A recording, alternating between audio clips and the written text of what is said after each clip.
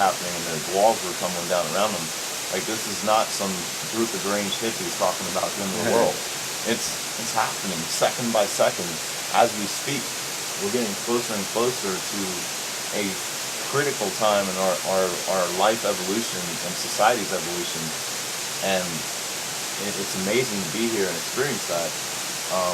It's almost as though you're living in a dream, but the dream is real. Exactly.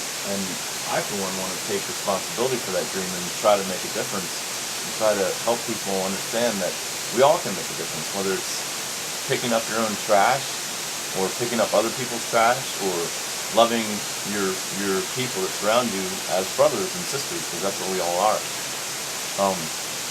So many people just don't take that whole simple ideal into consideration every day they wake up.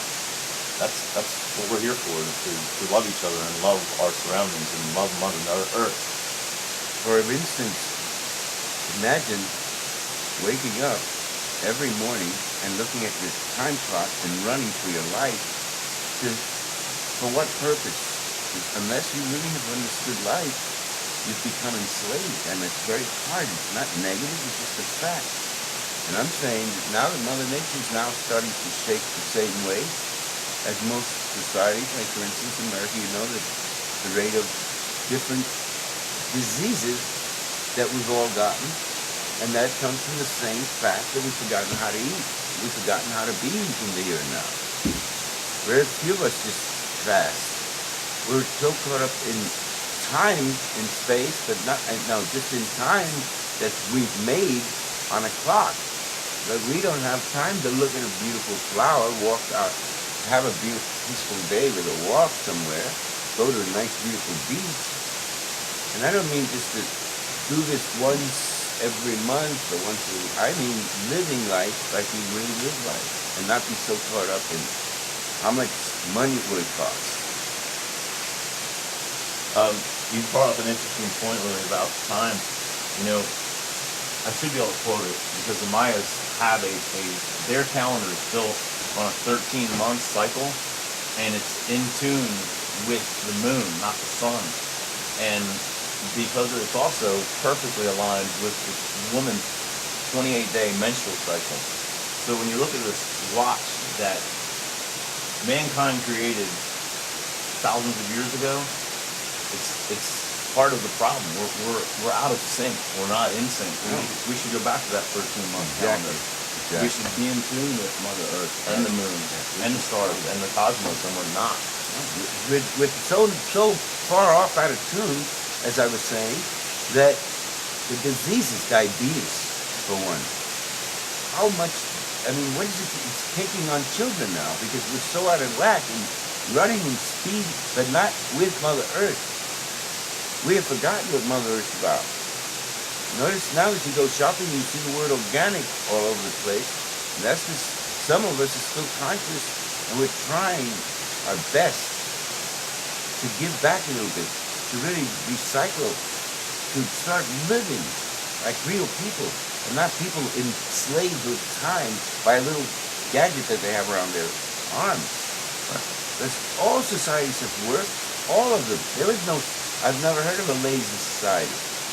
Everybody worked. If it wasn't one way, it was another. Well, something else that's always amazed me about societies and in Western society, of course, being what I grew up in and what I'm used to, Western society has a way of judging other indigenous societies that they're not civilized, that they're not intelligent. And in fact, they're so much more intelligent than we could ever imagine. Those people, whether it be Native American Indians, Aboriginals, tribes in the African rainforest, the South American rainforest, people all over the world for thousands of years learned and knew how to live one-on-one with nature in a synergistic mode. And they did it. It's a proven track record. And they sustained, and they didn't ruin anything. They left a minor footprint, and it grew back because they lived very simply. And by doing that, they also can enjoy their life more fulfillingly. Well, their longevity was way more because they were into more organic things. Okay? And how we know is because otherwise, my goodness, everything would be just beautiful. We've run out. What we've done is we look at Mother Nature. The first thing we decide is, oh, let's wipe out all those trees and put this in, put this there, put this in. At the same time, we're moving out Mother Nature, moving out all kinds of animals and all kinds of birds and all kinds of things, just to prove our point that we are modern society. While there's still, I've seen personally people here in Costa Rica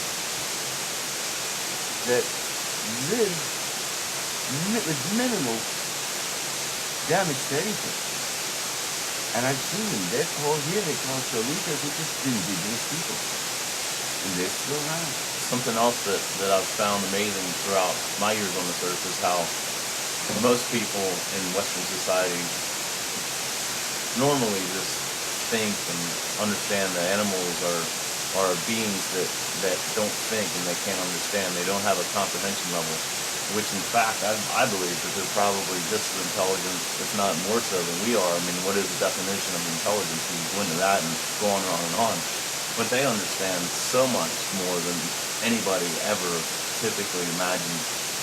And by saying that, we should learn to appreciate that simplistic level of telepathic communication.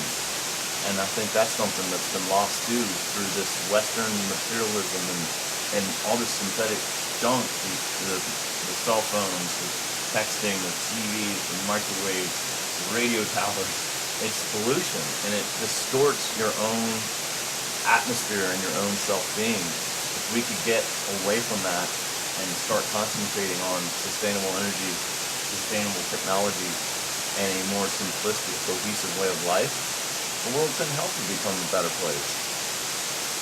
And as he's saying, okay, we all, people in society has the technology to stop and start producing natural energy. There's many ways, and they know it. Well, and on that note, a lot of people, and I don't want to get into pure politics here, but on that note, a lot of people had complete and unblind faith in Obama that he was going to turn the world around and save it. And I think for one time, at least in my years on this life, there was a window of time, probably going back to Kennedy's era, where he had that momentum in the palm of his hand. And so far, approximately a year and a couple months into his tenure, he hasn't stood up and taken that opportunity and ran with it. It's been kind of absorbed in other somewhat menial topics. Problems, yeah. He could have said to the United States, we need to get beyond this disease and this reliance on fossil fuels, and we need to get into sustainable energies and sustainable technologies, and no more of this 20 years in the future nonsense. We need to do it now, like today. And hopefully there's years left within his tenure he can do that.